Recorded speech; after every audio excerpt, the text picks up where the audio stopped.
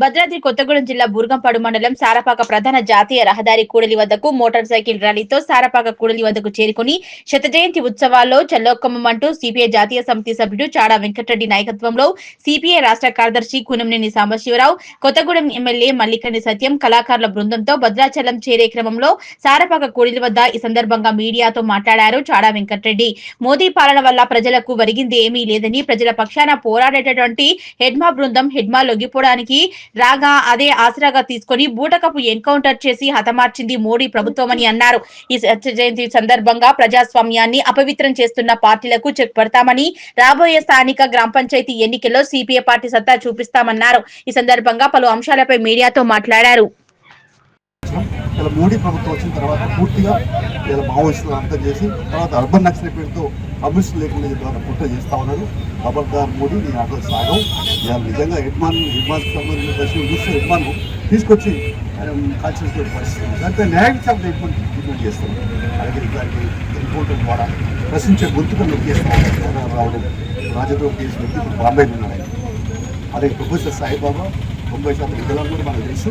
ఆయన 9 ఏళ్ళు జైల్లో పెడితే ఆయన చనిపోయినా సుప్రీంకోర్టు తీర్పు ఇచ్చింది నిర్దోషి, ఏం తప్పు చేయలేదని.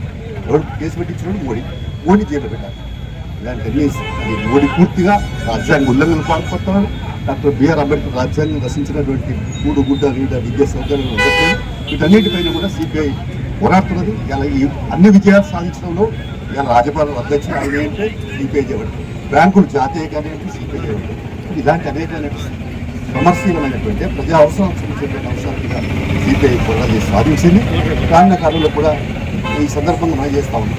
ఈ మోడీ మతోన్మాద ఫాసిస్టు నియంత్రిత పొగల్లో పరిపాలన సాగిస్తుంది కాబట్టి రాజధానిగా అవసరం కూడా మనం చూసాం. మన సుప్రీంకోర్టు ప్రధాన న్యాయమూర్తి గవాయి పైనే ఒక చెప్పి ఇస్తే ఆయన ఆలస్యం లేదు ఇంకా ఇంతవరకు. ఎటుపోతుంది దేశం అధ్యక్ష తన పరిపాలన పెట్టిన ఆశ్చర్యపోయింది లేదు. మరి అందుకనే వామపక్షాలు ప్రగతిశీల శక్తులు ఎర్రజెండాలన్నీ ఏకం కావాలా, మానసిక అందరూ రావాలా. ఈ రకంగా రానున్న కాలంలో ఈ 100 ఏళ్ళ సందర్భంగా ఖమ్మంలో జరిగే సభలో వినిపిస్తాం. అందరికి కలుసుకొని ఒకటే, అందరి ఎజెండా ఒకటే. అందరి ఎజెండా ఏంటి?